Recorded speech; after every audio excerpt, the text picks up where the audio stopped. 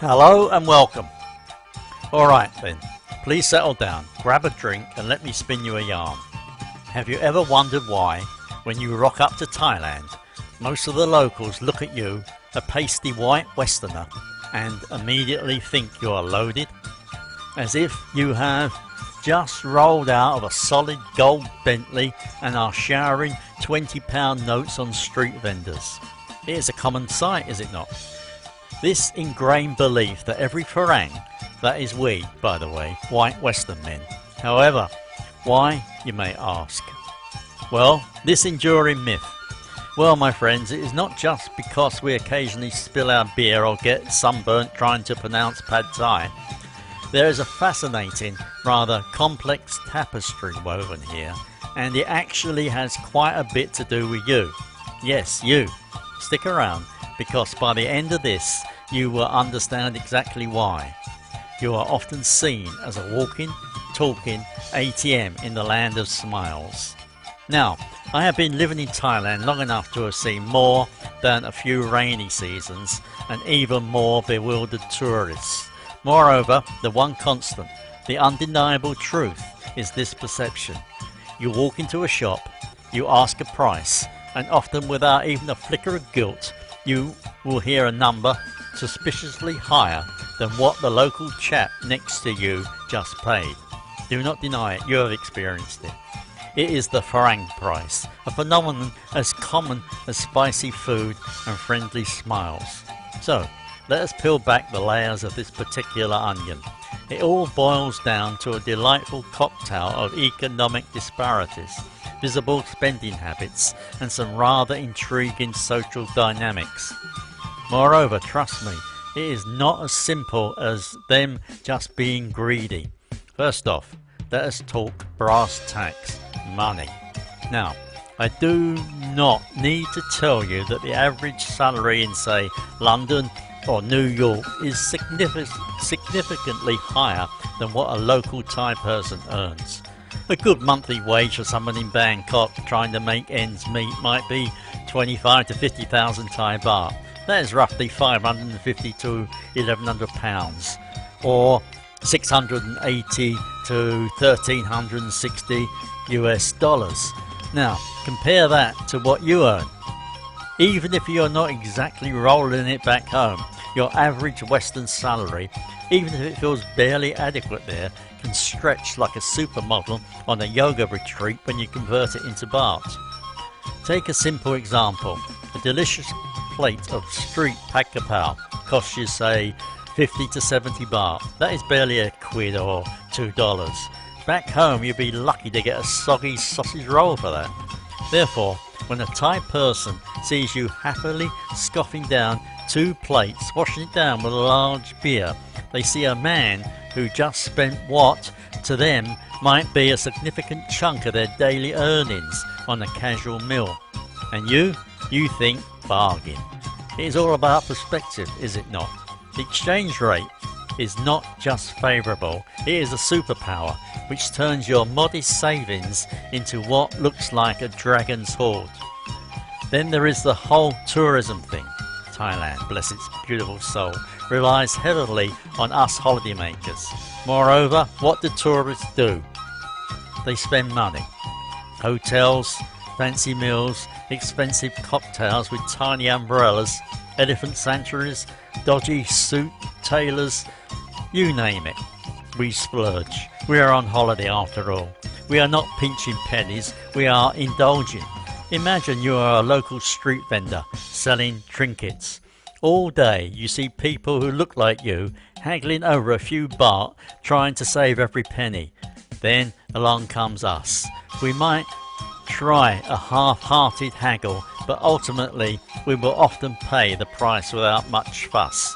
We are staying in air-conditioned hotels that cost more per night than their monthly rent.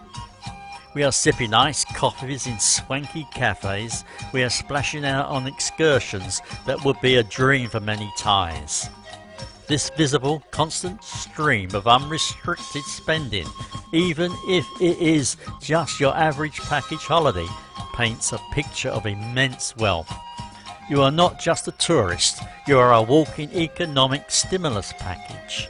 Now, here is where it gets interesting, particularly outside the bustling tourist hubs. We are talking about cross-cultural marriages, specifically Thai women marrying Western men. This is not just about love, dear friends. It is also a powerful economic engine, especially in rural areas like Isaan up in the northeast.